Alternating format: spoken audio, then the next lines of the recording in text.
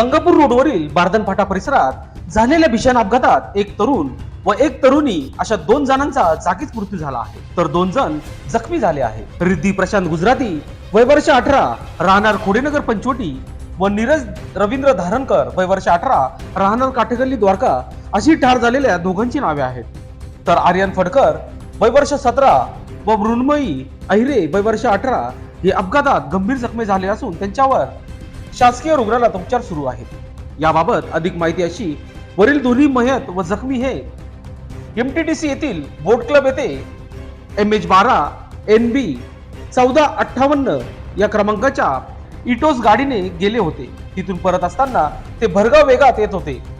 बार्धन फाटा येथे ते आला असता गाडीचे टायर फुटले आणि त्यांची गाडी 3 वेळा पलटी झाली आणि नंतर झाडावर जाऊन आदळली.